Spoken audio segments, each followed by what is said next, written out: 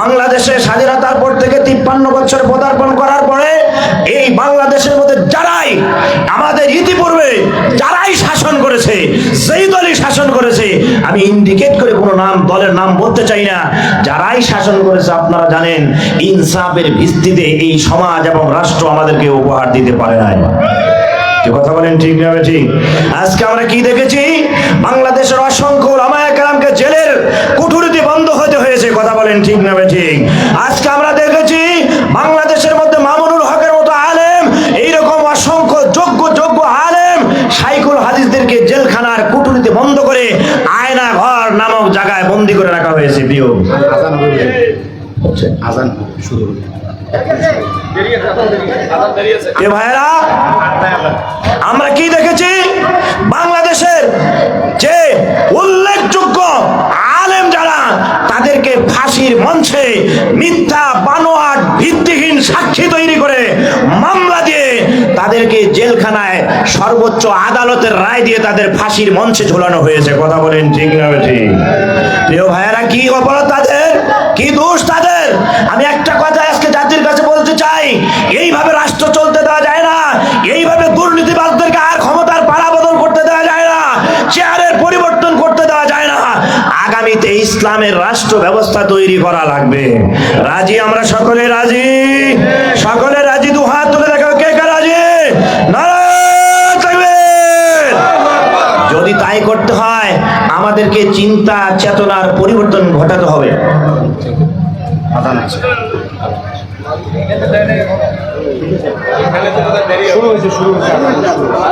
আমরা একটু বসি, চিন্তা করে আমরা জামাতে যাবো। আজানের জবাব দিয়ে থাকেন, আর 1-2 মিনিটের মধ্যে আমার ভাষণ শেষ করে দিব আমি ইনশাআল্লাহ।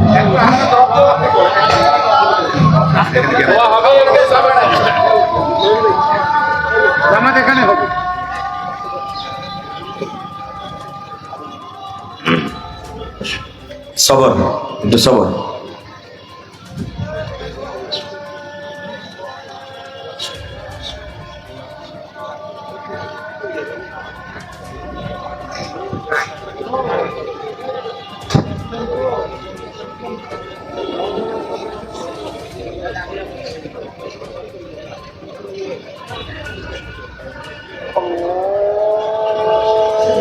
চলতে থাকবে না, চলতে থাকবে। এইটা সেজন্য আমরা সব একবার আদান তো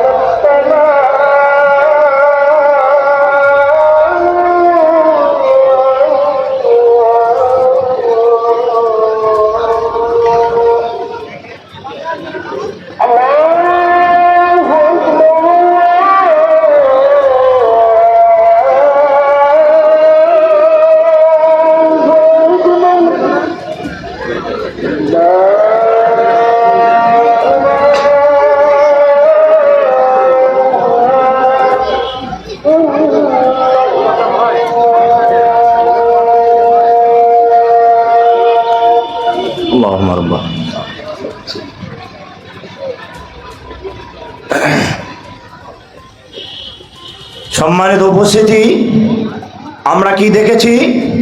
বাংলাদেশের নির্দোষ উলামায়ে কেরামকে আয়না ঘর নামক জায়গায় ভর্তি করা হয়েছে। কথা বলেন ঠিক না বেঠিক?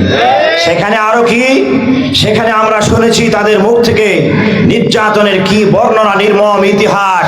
যারা চোর, যারা ডাকাত, যারা সন্ত্রাসী, যারা চাঁদাবাজ, যাদের ফাঁসির, যারা যাবজ্জীবন ফাঁসির আসামি, যাবজ্জীবন কারাদণ্ড হয়েছে, এই লোকগুলিকে জেলখানার ভিতরে খোলা ময়দানে রাখা হয়েছে, কিন্তু নির্দোষ আলেমদেরকে উযু করার জন্য পানি দেওয়া হয় নাই, তাদেরকে খাবারটুকু ঠিক মতো দেওয়া হয় নাই। কথা বলেন ঠিক না বেঠিক? আমরা বলে দিতে চাই, বাংলাদেশের মানুষ ইসলাম প্রিয়, বাংলাদেশের মানুষ কোরআন প্রিয়, বাংলাদেশের মানুষ উলামায়ে কেরামকে মহব্বত করে। শতকরা 92% মুসলমানের দেশে আগামী দিনে ইসলামের বিপ্লব হবে ইনশাআল্লাহ। কথা বলেন ঠিক না বেঠিক?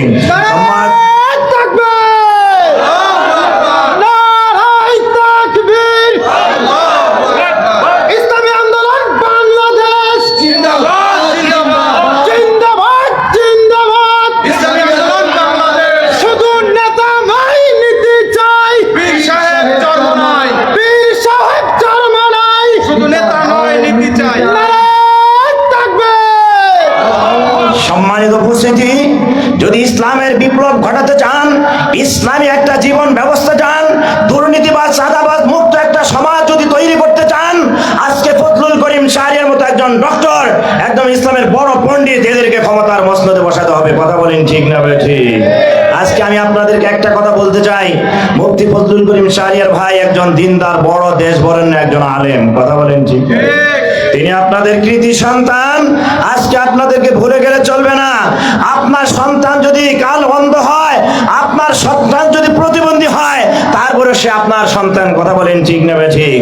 আমি আপনাদের কাছে দেখতে চাই, শুনতে চাই, আপনাদেরকে জানিয়ে দিতে চাই, আপনারা কি আগামী দিনে নির্বাচন আসলে এই হাতীবান্ধা, পাটগ্রাম, লালমনিরহাট জেলার 1 আসনে আপনারা কি বিজি একজন এমপি হিসেবে মুফতি ফজলুল করিম শাহরিয়ার ভাইকে দেখতে চান? কে কে রাজি আছেন? লিল্লাহে তাকবীর।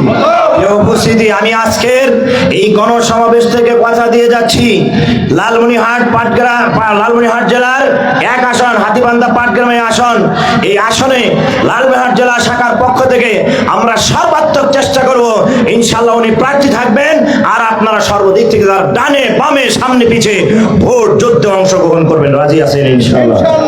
এই উপস্থিতি, আমি আপনাদেরকে ছোট্ট একটা চুটকি একটা এক্সাম্পল দিয়ে বিদায় হতে চাই। আপনারা জানেন, মসজিদের দরজায় নামাজের পরে ভিক্ষুক ভিক্ষা করে কি করে না? ভিক্ষুকের সামনে একটা প্লেট থাকে, এই প্লেটটার ভিতরে কি 2-1 টাকা থাকে না? প্লেটটা খালি থাকে। কি বলেন আপনারা? প্লেটের ভিতরে 1-2টা কাগজের নোট থাকে, ছেঁড়া ফাটা, অথবা 2-1টা ডলার। কথা বলেন ঠিক না ঠিক? এর মানে হচ্ছে সে বোঝাতে চাচ্ছে, আমার প্লেট খালি নয়, আমার প্লেটের মধ্যে কিছু আছে, তোমরা বাকি দিয়ে আমাকে একটু সহযোগিতা করো। বড়খাতা এলাকাবাসী, হাতীবান্ধা থানাবাসী, উপজেলাবাসী, আপনাদের সন্তান, আপনার ভাই, আপনার ভাতিজা, আমি থাকবো লালমনিরহাট আদিতবাড়ি উপজেলায়, আপনারা সর্বক্ষণ তাকে পাশে পাবেন। সুতরাং আপনারা সর্বোপরি সর্বোত্তর চেষ্টা করে আপনারা তাকে আপনার এই হাতীবান্ধা উপজেলার সর্বস্তরে প্রত্যেকটা মানুষের দোরগোড়ায় এই বিপ্লবী আওয়াজ পৌঁছে দিতে হবে। সব মার্কা দেখা শেষ, এবারে হাত পাখার বাংলাদেশ। সব মার্কা দেখা শেষ, এবারে ফজলুল করিম শাহরিয়া এই পাটগ্রাম হাতীবান্ধা উপজেলায় এমপি হিসেবে দেখতে চাই। কথা বলেন ঠিক না ঠিক? এই আশাবাদ ব্যক্ত করে দুর্নীতি মুক্ত, চাঁদাবাজ মুক্ত, সন্ত্রাস মুক্ত একটা রাষ্ট্র ব্যবস্থা দেখার জন্য আমি আজকের এই গণসমাবেশ থেকে সাংবাদিক ভাইয়েরা, মিডিয়া কর্মী ভাইয়েরা, প্রশাসনের ভাইয়েরা, ব্যবসায়ী ভাইয়েরা, যারা গণসমাবেশে উপস্থিত হয়েছেন, সকলকে ধন্যবাদ জানিয়ে আগামী দিনে ইসলামী আন্দোলনের ডাকে সর্বদিক থেকে সাড়া দেওয়ার আবেদন জানিয়ে আপনাদের কাছ থেকে বিদায় নিচ্ছি। ভালো থাকবেন, সুস্থ থাকবেন।